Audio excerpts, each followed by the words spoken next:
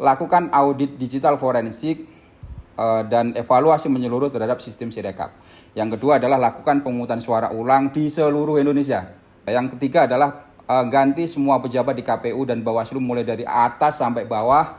Assalamualaikum warahmatullahi wabarakatuh. Teman-teman, barusan saya ada pertanyaan terkait melonjaknya data yang ada di berita CNN. Jadi pendapat saya adalah sebagai berikut.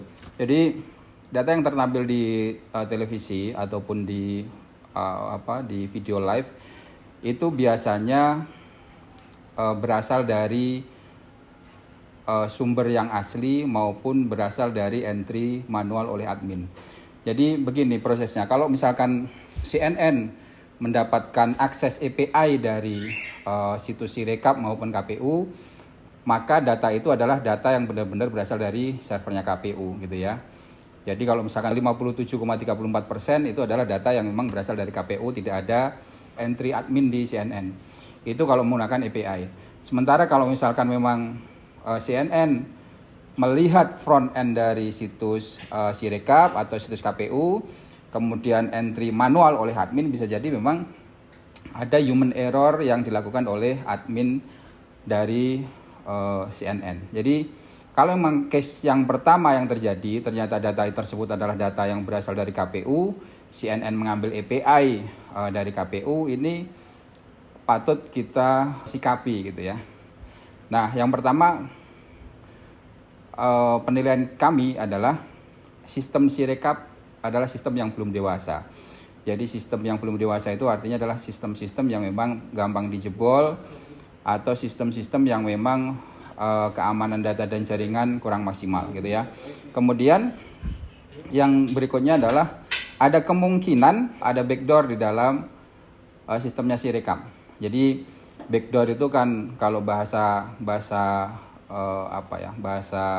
sederhananya adalah pintu yang berada di belakang. Tetapi buat kita teman-teman yang bergerak di bidang cyber security, maka ini adalah semacam lubang atau semacam celah di mana para intruder maupun hacker atau cracker masuk gitu ya. Nah, backdoor ini bisa terdiri dari beberapa macam. Yang pertama adalah backdoor by design atau backdoor yang memang sistem Sirekap tidak mampu menangani. Jadi ada, kalau misalkan by design itu misalnya begini. Sirekap berdiri sendiri, kemudian ada lagi titik yang lain atau server yang lain atau tempat lain yang memang seolah-olah dia itu mengakses Sirekap tetapi ilegal aksesnya. Jadi bagusnya sistem ini adalah ketika nanti terjadi apa-apa pada Sirekap bisa lepas tangan. Oh, ada intruder dari luar atau ada hacker dari luar yang mengubah data-data itu gitu ya. Padahal sebenarnya adalah hacker ini udah dikasih akses gitu ya, quote unquote dikasih akses akses yang memang mudah. Contohnya adalah kalau misalkan memang dalam satu rumah itu ada pintu belakang, maka ada memang yang hacker yang benar-benar khusus menjebol dan dia mencari bagaimana caranya memodifikasi atau membuat kunci itu sehingga pintu belakang bisa dibuka dengan baik. Ada juga yang memang sistem itu memberikan kunci secara gratis ke pihak lain. Yang pihak lain ini adalah yang memang sudah satu grup dengan dia gitu ya. Pemberian kunci ini tentunya tidak pernah diketahui oleh publik. Jadi backdoor akan seperti itu. Kemudian berikutnya adalah dengan adanya perubahan data yang melonjak sangat tinggi itu, patut diduga teman-teman hacker yang selama ini bekerja siang malam dan beberapa saya mengetahui, beberapa saya tidak mengetahui dan jumlahnya ratusan bahkan ribuan orang, mereka sudah memanen buahnya gitu ya dari apa yang mereka tanam beberapa hari sebelumnya. Jadi seperti itu. Kemudian berikutnya adalah lonjakannya dari 24,25% ke 57,34%. Artinya adalah dapat selisih 33,9%. Ini nilai yang sangat-sangat tinggi teman-teman. Nilai ini setara dengan 67,5 juta suara pemilih.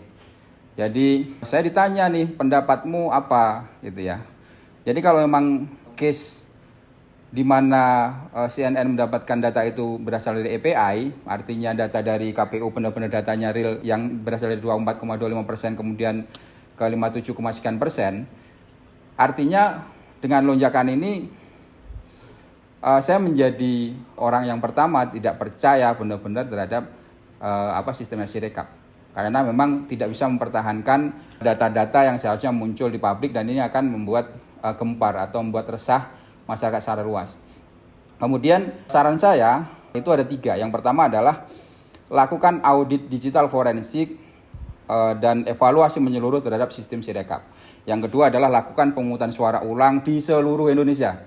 Ya, pemungutan ulang di seluruh Indonesia. Yang ketiga adalah ganti semua pejabat di KPU dan Bawaslu mulai dari atas sampai bawah sebelum melakukan pemungutan suara orang. Jadi teman-teman sekalian, itu adalah 1-2 insight dari saya. Tetap semangat, jangan pernah menyerah begitu ya dengan kondisi yang sekarang, dengan adanya pelanggaran-pelanggaran, bukan kecurangan lagi, kecurangan itu bagian dari pelanggaran berat yang terjadi di KPU dan Bawaslu. Jadi seperti itu, terima kasih. Assalamualaikum warahmatullahi wabarakatuh.